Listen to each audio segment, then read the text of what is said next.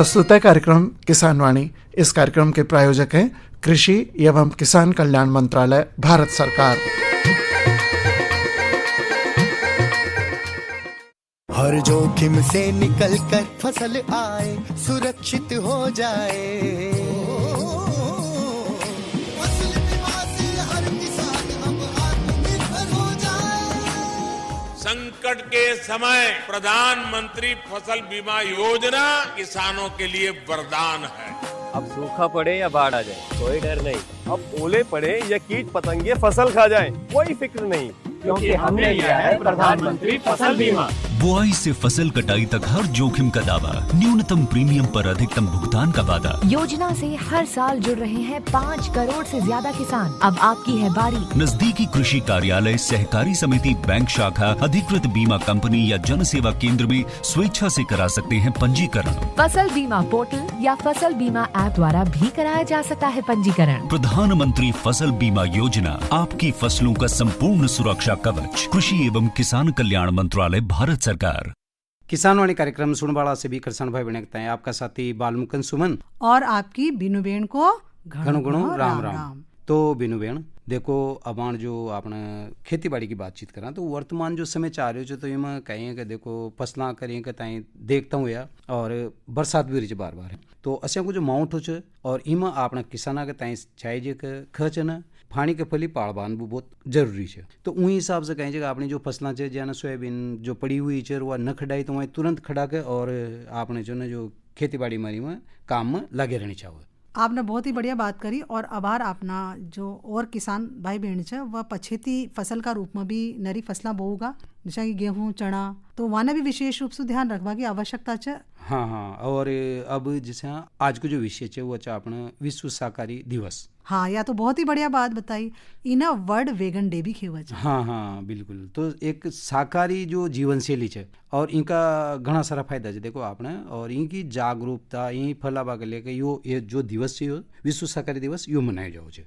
इना मनामा को एक और उद्देश्य है का शाकाहारी हो बगा काय फायदा है। अगर आप शाकाहारी जीवन शैली अपनाओ छे तो काय लाभ हो सके। अरे बेनो बेन घना सारा फायदा है। शाकाहारी हो बगा तो घना फायदा है। देखो आपने जाना छा कि आज आपने जो दाळ्या दपाळ्या छे अटिक एडिसु छे ने जे शरीर में जो भी आपने प्रोटीन छे, विटामिन छे, सबकी जो पूर्तियां छे वो शाकाहारी से हो छे।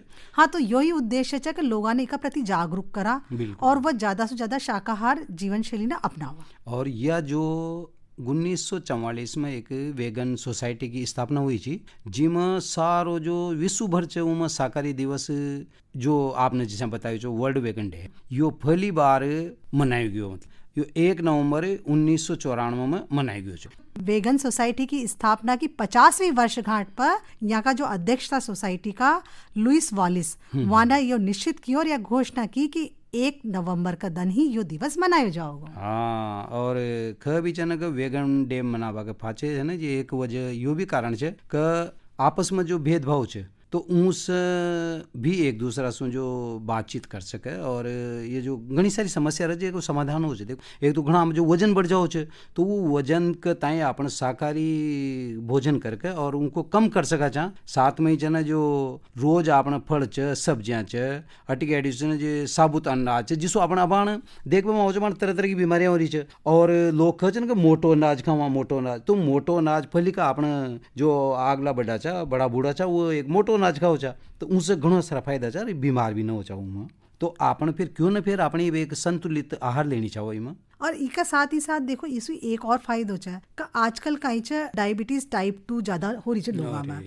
तो अगर शाकाहारी भोजन अपना किसान भाई बहन या अन्य कोई भी जो नागरिक है वह अपना भोजन में शामिल करे, जैसा कि सब्जियां हुई, फल हुई, अनाज हुई, या को सेवन अधिक करे है तो यहाँ कहीं फाइबर बहुत ज्यादा रहो है तो उनको फायदो यहाँ का शरीर न मिले है क्योंकि उनका अंदर अशा जो अनाज रहो है, साबुत अनाज रहो है, यहाँ में नेचुरल शुगर हो जाए। बिल्कुल। अब आपने डायबिटीज है तो इनका भी कंट्रोल करे चाहिए अनाज है ना, और अपना आप ही धीरे धीरे करता करता वो अपना कम हो जाओ छे। तो फिर क्यों नहीं के अलावा देखो बीनू जी आप जानो छो जो हाई ब्लड शुगर छे अटिक एडिशन जे या अपने शाकाहारी जो भोजन छे तो ईसू ईक पर नियंत्रण हो छ, साथ में ही इनका छे ने जे और भी घना सारा फायदा है और भी जो नरी सारी जो समस्या रहे तो उनको समाधान हो जाओ चीज़ों। देखो आज का है लोग बागा के पास टाइम कौन, हाँ बिल्कुल। भागम भाग की दौड़ भाग वाली जिंदगी च, तनाव भरी जिंदगी च, तो इसु काई च लोगों में हाई ब्लड प्रेशर की समस्या पैदा हो रही है। तो इसु बचवा के लिए अपना किसान भाई बहन सभी लोग शाकाहारी भोजन अपनाओ च तो बहुत ही फायदेमंद रहे हो।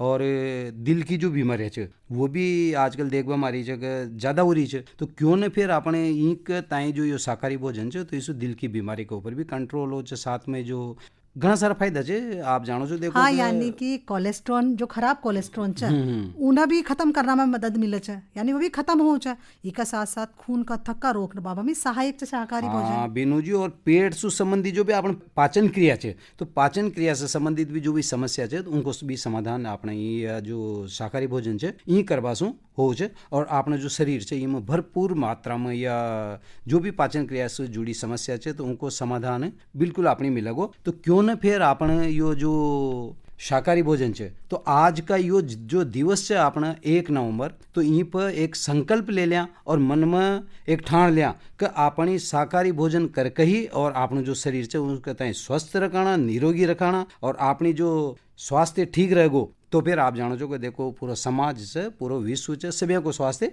ठीक रहेगो और स्वस्थ रहेगा तो आपनो काम करवा में भी मन लागो।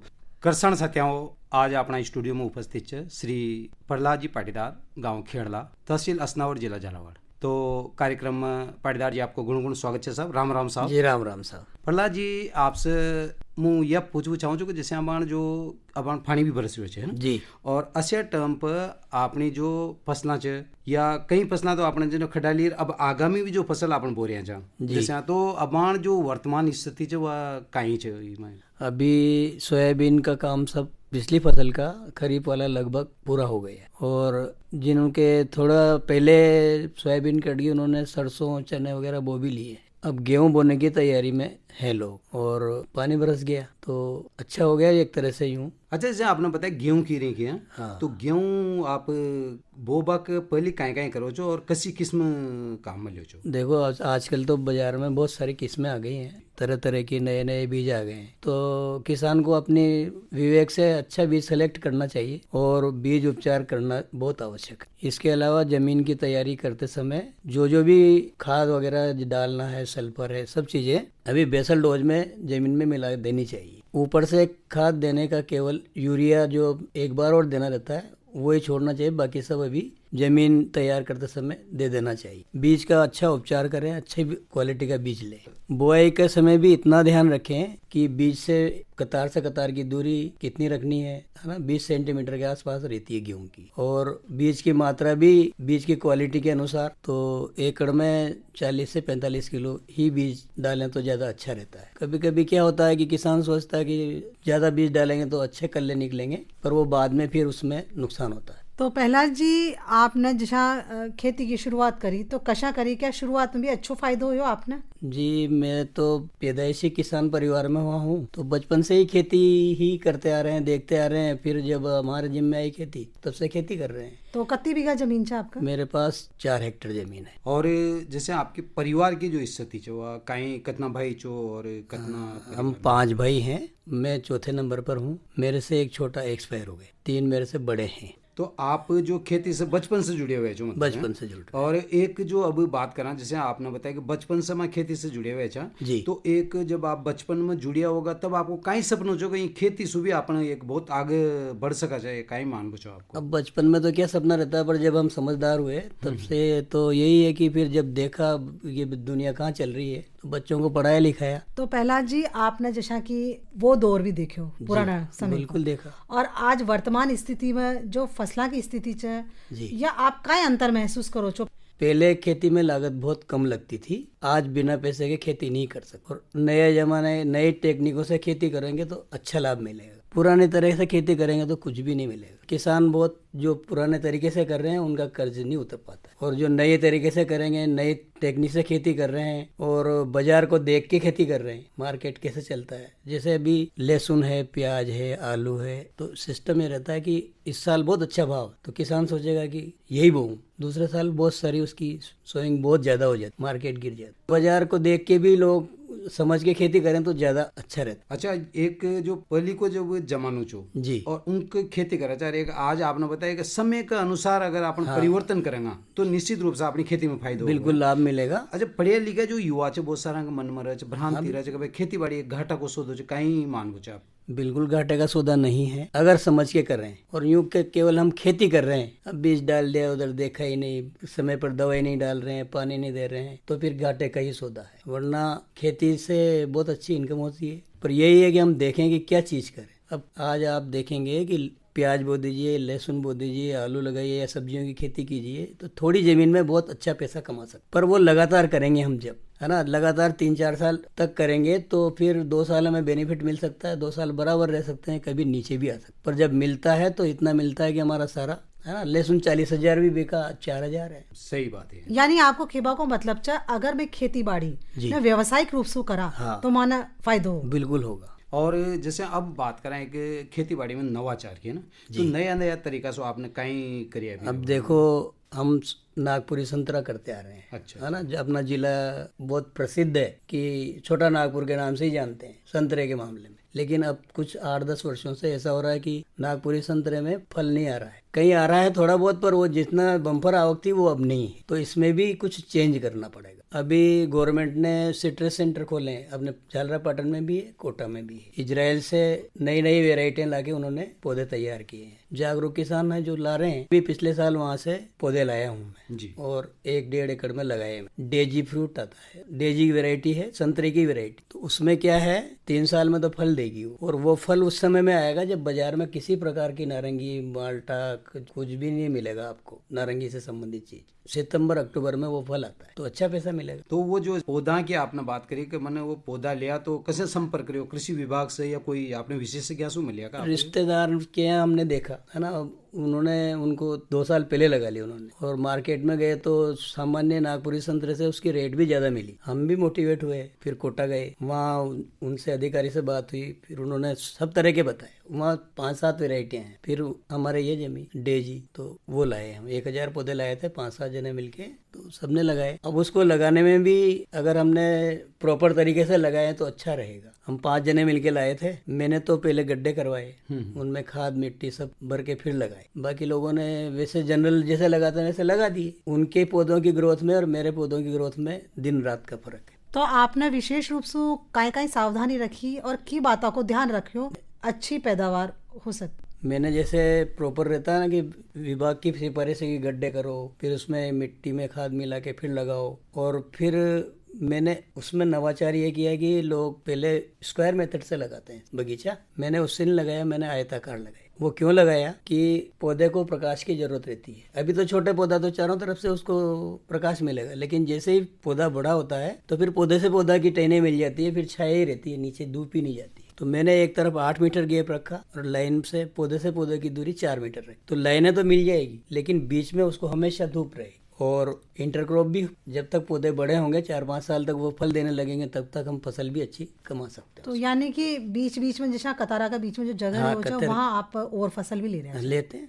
पिछले साल मैंने जैसे 1 एकड़ का लगाया मैंने, उसमें मैंने एकड़ से थोड़ी कम जगह में प्याज लगाई और मेरे प्याज हुई वो 2 लाख की। बहुत अच्छा, तो कर सकते हैं 4-5 साल तक आराम से अपन उसमें कुछ कोई भी खेती कर सकते हैं। यानी आम का आम और गुठलियाँ के दाम। अच्छा पाटीदार जी, जो पुराना जो बगीचा था जी, तो आज देखो हमारी जो काली मस्सी रोग की वजह से बहुत काटनी पड़ रही है, या फिर अब कम हो गया एक तरह से देखे जाओ तो कहीं मान बचा? काटने का तो तरीका ये है कि जैसे अब फल नहीं आ रहा है, बगीचा खड़ा है, उसमें दूसरी फसल भी नहीं हो रही क्योंकि बड़े हो गए पौधे, और दूसरी तरफ किसानों के खेतों में लहसुन बो रहा है, कोई प्याज बो रहा है, और उसमें उनको बहुत पैसा मिल रहा है, तो फिर किसान सोचेगा कि नहीं इसको, तो अधिकांश हमारे आसपास तो अधिकांश पौधे कट गए। अच्छा, एक समय जो जब आपका गांव आसपास का एक संतरा का नाम से जाने जो अपना बगीचा जी की कोई 10 साल पहले ये पोजीशन थी कि केवल सबकी लगन थी कि मैं, लोगों ने तो अपनी पूरी जमीन में ही पौधे लगा दिए। पर अब ये दौर ऐसा आ गया, वर्षा ज्यादा हो रही है, क्लाइमेट सूट नहीं कर रहा है, उसको रोग भी लगते हैं, पानी ज्यादा बरसता है तो फंगस आता है, उससे फिर मच्छर आ जाते हैं, मच्छर से फिर काली मस्सी बन जाती है। अच्छा, जो ये पौधा भी लाया था और यहाँ में अपना संतरा का पौधा मरी में भी कोई सरकार के द्वारा कोई सब्सिडी वगैरह नहीं की कोई योजना? सरकार पौधे का पैसा भी देती है और फिर उसमें ड्रिप लगाओ तो उसमें भी छूट मिलती है। उन पौधों में ड्रिप लगवाई मैंने और उसमें भी मेरे को छूट मिली है। तो ड्रिप च या मल्चिंग च ये आज नई जो विधियां चाह रही है आपने में, तो ड्रिप सिंचाई आपने ली तो उनके लिए कहीं करनी पड़ी और कितना फायदो हुए आप कहते हैं उसे? भाई मैंने ड्रिप लगाई उसमें 1 एकड़ में, तो मेरे को कुल 16,000 रुपये मेरे लगे, बाकी सब सब्सिडी है सरकार की। तो जैसा ये सरकारी योजना को लाभ लेनी चाहिए किसान भाई बहन किसान को सरकार अगर योजनाएं चला रही तो किसानों के लाभ के लिए चला रही है, तो ये कशा ले सकते और एक अपना किसान भाई बहन ये तो कृषि विभाग के सेक्रेटरी रहते हैं गाँव में, वो भी जानकारी देते हैं। और आजकल तो ऑनलाइन है, तो पोर्टल पे खोल के आप अपने जिस चीज की आवश्यकता है, मेरे को सोलर की जरूरत है तो सोलर का कर दो। कृषि यंत्र की पे भी छूट मिलती है, ट्रैक्टर है आपके पास तो बीज मशीन ले लो, कल्टीवेटर ले लो, थ्रेशर ले लो, सब पर छूट मिलती। तो आपने बताया कि सरकारी योजनाओं को बराबर फायदो लेनी चाहिए। जागरूक जो किसान छे वो ये को फायदो भी ले रहे छे लेते हैं। और अबान को पाटीदार जी से बात करा, एक वो दौर चाह रही है एक सोलर ऊर्जा को है ना, क्योंकि देखो बिजली की भी खपत ज्यादा हो रही है, तो इनके ताई लेकर और कहीं मान बोझा आपको सौर ऊर्जा हमारे गाँव में पहले किसी ने अप्लाई कर दी थी, उसको लगा हुआ है 7.5 HP का, और अब इस साल फिर चालू हुई योजना, मैंने भी अप्लाई किया है। उसके इतने बड़े फायदे हैं कि एक तो रात का कोई काम नहीं, दिन उगते ही आपकी मोटर चालू, शाम तक चलाओ, जितना पानी है जब चाहो जब चला लो, और खर्चा 0 है। एक बार लगाने का खर्चा है जो ही है, उसके बाद कोई खर्चा नहीं है। अच्छा, ये में एक असुई सिस्टम भी रहता है जिम अपन अपनी दवाई जो अभी वो मिला दें तो उनका वो तो ड्रिप सिस्टम में रहता है। अच्छा, ड्रिप सिस्टम में यो अपना ड्रिप सिस्टम में रहता है कि जो दवा डालनी हो आपको जमीन में डालनी है, वो चीज खाद हो दवा हो, वो उसके लगता है एक यंत्र, उसमें उसको डाल दो, वो ड्रिप के साथ लग जाती। तो पाटीदार जी आपने जो सरकारी योजना छे वहाँ को लाभ ले रखियो छे और उस उत्पादन भी अच्छो हो रहा है। बिल्कुल हो रहा है। और एक बात मैं आपसे पूछ चाहूँ, अबान एक और समस्या पसरी है आपने किसाना को, वह सबसे बड़ी है कि जंगली जो जानवर है, तो वहाँ के लेकर और ताड़बंदी को इनको भी कोई उस पर भी सरकार अनुदान दे रही है। और ये तो समस्या विकट से विकट हो गई। पहले तो 5-7 साल पहले सुअर भी नजर नहीं आता, रोज भी नहीं नजर आते थे। अब तो सुअर भी खूब घूम रहे हैं, रोज भी हैं, तो उनके लिए तो तार बाउंड्री लगाओगे, वो भी रोज को रोकने के लिए 7 फीट से कम नहीं होनी। और सुअर तो आप कुछ भी करो तो वो आगे से सुरंग बना के भी आ जाते हैं। लिए झटका मशीन एक नया चीज चली है, तो झटका मशीन से आप उसके अपनी बाउंड्री के आसपास वायर लगाओ, उसको करंट लगता है। एक बार अगर करंट लग गया तो फिर वो उधर नहीं आएगा। फिर तो आज का टाइम पर सुरक्षा बहुत जरूरी है, बिना सुरक्षा के तो कर नहीं पाते। तो ये तो आपने बहुत ही बढ़िया काम कर रखे हो, अपना किसान भाई बहन में करनी चाहिए। अब आपने जैसा कि बतायो का नवाचार का रूप में कई कार्य किए हुए हैं, तो आपने जो आपने खेती बाड़ी कर रहे हो वो जैविक भी कर रहे हैं या फिर रासायनिक तरीका से कर रहे हैं, कशा तरीका से कर रहे हैं? मैंने मेरी आधी जमीन जैविक रख रखी है और आधी में रासायनिक के तौर पे ही कर रहा हूँ। जैविक जमीन में 7-8 साल से कर रहा हूँ। 1-8 साल थोड़ा अपन को ऐसा लगता है कि प्रोडक्शन कम आए, जैसे अपन अभी डाल रहे हैं ना भाई, रासायनिक से कर रहे हैं तो उसमें एक लेवल बना हुआ है, फिर धीरे धीरे 1-8 साल अपना प्रोडक्शन कम आएगा तो लागत भी कम लगेगी, और फिर 2-3 साल बाद रोटेशन में आ जाती है जमीन, फिर कोई फर्क नहीं पड़ता। अच्छा पाटीदार जी, पूर्ण रूप से जैविक न कर पा रहा, इनके पास कहीं मान बोझा पूर्ण रूप से जैविक कर रहे हैं, पर मेरी बात सुनोगे, अपन मैंने जो जमीन रख रखी है उसको पूरी जैविक रख रहा हूँ। पर होता क्या है कि मेरे जानवर हैं, उनके ही गोबर में काम में लेता हूँ। जानवर वो चारा भी खाते हैं जो गैर जैविक है और जैविक वाला भी खाते हैं। सभी किसान रासायनिक खाद डालेंगे, जमीन में वो घुलेगा, पानी के साथ जाएगा, पानी में भी, तो वो उसको पूरा जैविक तो बहुत मुश्किल से हो पाता है। तो आपने बताया इससे कि पूरी जैविक ना हो पा रही, तो फिर आप वही कैसे किस हिसाब से कर रहे हैं टुकड़ा? मैं तो अपन तो उसमें नहीं डाल रहे हैं, दवाई भी डालेंगे तो दूसरी डालेंगे, नीम का तेल लगाया, कुछ भी ऐसा करते हैं या बनाते हैं कुछ, और खाद गोबर की डालेंगे। पर वो गोबर तो पूरा जैविक नहीं है, इसलिए उसको पूर्ण जैविक तो नहीं, पर वो उससे तो बहुत बेहतर है। तो हम जो गेहूं काम में लेते हैं, खाने पीने की चीजें, सब्जियां वगैरह, तो वो तो उसमें ही करते हैं। मतलब आप जो घर के लिए सब्जी उत्पादन कर हाँ, रहे हैं, घर के लिए अनाज उत्पन्न कर रहे हैं, वो सब जैविक माध्यम से कर रहे हैं। आपने कायम फर्क महसूस करे दोनों? फर्क तो रहता ही है, बहुत फर्क रहता है। तो आपने बताया कैसे कम से कम आप हर किसान या दृढ़ निश्चय कर ले कि भाई मैं तो कम से कम या हमारे घर के कारण तो वही तो मैं जैविक ही करूँगा, या अगर सोच ले तो आपने धीरे जैसे मैं कर रहा हूँ ऐसे मेरे पड़ोसी भी करें, गांव वाले भी करें, तो फिर सब चीज जैविक हो जाएगी। फिर पानी भी शुद्ध हो जाएगा, तो खाने पीने की चीजें, चारा वारा सब वो शुद्ध हो जाएगा, तो वो फिर उसका पूरा जैविक का फिर सिस्टम बैठेगा। अच्छा, जैविक रूप से आप जैसे आपने जो साग सब्जियां या कई बार आपने असी जैविक बहुत सारी ये भी जो दवाएं न डाल के और छिड़काव भी तो जैविक छिड़काव को भी रहे करते हैं ना, नीम के तेल का कर लेते हैं, नीम के पत्तों से, आक के पत्तों से, छाछ वगैरह इससे, और 2-3 साल जरूर उसमें रोग लगेंगे। हाँ। फिर आगे आगे धीरे उसमें वो बीमारी भी कम हो जाती उस जमीन में, और जिसमें अपन दवा डाल रहे हैं उसमें फिर वो दवा की डिमांड बढ़ती जाती। तो पाटीदार जी एक कार्यक्रम का अंत में जी अब जो अपनी बातचीत सुन रहा है तो यहाँ किसान भाई बने एक सलाह के तौर पर कहीं खबुचाओ आपका भाई जो खेती करे तो कहीं कहीं ध्यान रखना बड़ी आवश्यकता है। भाई मेरा तो कहना यही है किसान भाइयों से कि हम खेती ही कर रहे हैं तो पूरी लगन से करें और पूरा ध्यान रखें उसका, और जो सिस्टम है उस सिस्टम से ही करें। बीज अपने घर का ही रखें, भले ही तब भी बोते समय उसको उपचारित करें, और मिट्टी की जाँच करा के जिन तत्वों की कमी है उतना ही खाद डालें। तो जो चीजें हैं उनका पूरा ध्यान रखें, नई टेक्निक से खेती करें।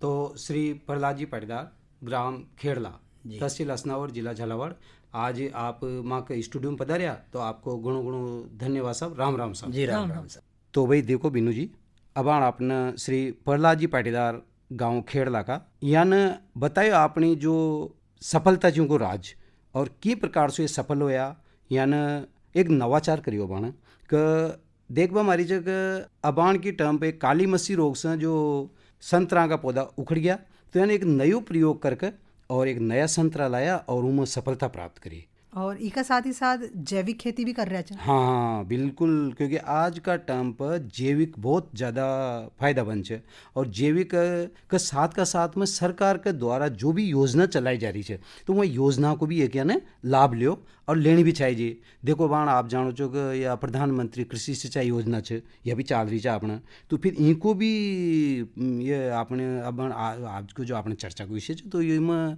क्यों न फिर आपने किसानों से यहाँ के दाएँ फायदो लेनी चाहिए इनको। हाँ बिल्कुल लेनी चाहिए, क्योंकि अब इस सत्र 2025-26 में इससे संबंधित कई कार्य किया जाओगा। अपनी सरकार के लिए प्रयासरत है और कई पायलट परियोजना भी ले रही है। और इमा जो 100 कृषि जिला चा अपने है ना, यहाँ का विकास के ताई बढ़ावा देवा के लेकर ये जो यह योजना है यह चलाई जा रही है। और यह जो योजना है इसका मुख्य उद्देश्य की अगर अपन बात करा तो हर खेत को पानी मिले, और इसका साथ ही साथ सूक्ष्म सिंचाई तकनीका का माध्यम से प्रति बूंद अधिक फसल को उत्पादन लक्ष्य हासिल हो सके, यो इको मुख्य उद्देश्य है। बिल्कुल, योजनाओं का देखो घना सारा मुख्य ये उद्देश्य रहे। अब आपने जैसे बताया कि यो तो मुख्य उद्देश्य है, पर इनका अलावा भी सिंचाई के ताई है ना जे कवरेज के ताई बढ़ाबू है, हटिके एडिसू है ना जे जल के ताई बचत करबू है ना, क्योंकि अब आपने किसान ने भी बताया कि बूंद बूंद जो सिंचाई पद्धति योजना है, हटिके एडिसू फुहारा सिंचाई है, तो यहाँ 80 सिंचाई पद्धतियां का माध्यम से आपने किसाना में जल बचत हो और इसू धीरे धीरे करता करता आपने जो किसान जमा की आय में भी वृद्धि हो। पानी की बर्बादी रुकेगी, और एक साथ ही साथ जैसा ड्रिप और स्प्रिंकलर का माध्यम से अगर उत्पादन करेगा तो फायदो है, उसको बचत तो पानी की हो ही रही है। बिल्कुल बिल्कुल, आय में वृद्धि तो होगी, पर कम लागत में आपने किसान जो में अधिक पैदावार भी बढ़ेगी और साथ में और बेहतर गुणवत्ता वाली फसला भी ले सकेगा। हाँ यह तो बात आपने सही बताई। और ये आपने जो सतत खेती है इनके ताई भी बढ़ाओ मतलब जिसको कहें जो अपन जल संसाधना को ताई टिकाऊ एक को उपयोग हो, और यह अपनी ये जो कोई भी योजना हुई तो यहाँ को जरूर अपनी ज़्यादा से ज़्यादा फायदा उठानी चाहिए। तो उम्मीद करा चाहे अपना किसान भाई बहन ये योजना को फायदा उठाओगा। और देखो इसका अंदर जो ये 2025-26 की अगर अपन बात करा तो इमा मुख्य रूप से अपनी सरकार की बातों पर ध्यान दे रही है। अरे बीनू जी, इमा घनी सारी और भी योजना है, जैसे अपना पायलट परियोजना है, इनको कहें कि अपना देश में विभिन्न कृषि जलवायु क्षेत्र में जो या पायलट परियोजना है इनमें एक विस्तार करो जा रही है। इनको इनके साथ में जैसे आधुनिकीकरण है, तो इसको कहें जगह सिंचाई जल आपूर्ति है ना जी एक होगी और हर खेत के ताई पानी पहुंच जाओगे। और इसका अंदर भूमिगत पाइपलाइन भी बिछाई जाओगी। बिल्कुल, यह बात तो सही है। साथ में अपना प्रौद्योगिकी है उनको भी विकास होगा और जल की जो उपयोग है वो सही होगा, क्योंकि आपने जाना चाहिए देखो वहाँ नहरी जो इलाको जो आपने देखी होगा तो उनमें कई बार देखने में आओ जल के ताई जन अनावश्यक रूप से ड्यूटी आपने जो किसान जो बोआता रहे तो उनसे भी आपने जैसे आपने पाइपलाइन बताई तो पाइपलाइन का माध्यम से कहीं कि पानी की बचत हो और अनावश्यक अट्यूटी आपने जो पानी है वो व्यर्थ में न बह। और एक और बात यहाँ बहुत फायदेमंद है कि जो अपना युवा किसान वर्ग है, जो युवा वर्ग है उन्हें एक ना बहुत प्रोत्साहन मिलेगा इस चीज से। हाँ, तो क्यों न फिर अपने जो या सिंचाई की जो योजना है अपना PM या कृषि सिंचाई योजना तो इनको पूरा अपने लाभ उठावा। और किसानाना तो घना लाभ चीज और भी अगर संक्षिप्त रूप से अपन बात करा तो सिंचाई की सुविधा उपलब्ध होगी, पानी की बचत होगी, पैदावार बढ़ेगी, सिंचाई के लिए लागत भी घटेगी, कम आओगी लागत और मुनाफा बढ़ेगा। बिल्कुल जल संरक्षण छे अटी पर्यावरण की रक्षा में भी आपन के ताई मदद मिलेगी। और आप जानो छो कि देखो अब घड़ी की जो सुई है वह भी इशारो कर दीजिए कि अपना कार्यक्रम को टर्म भी पूरा रहे छे। तो आपका साथी बालमुकुंद सुमन और आपकी बीनू बेन का ताई दो आज्ञा। राम राम।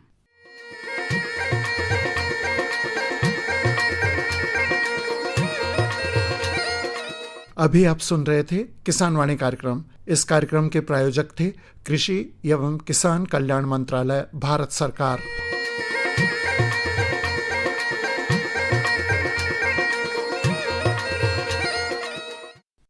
हर जोखिम से निकल कर फसल आए, सुरक्षित हो जाए।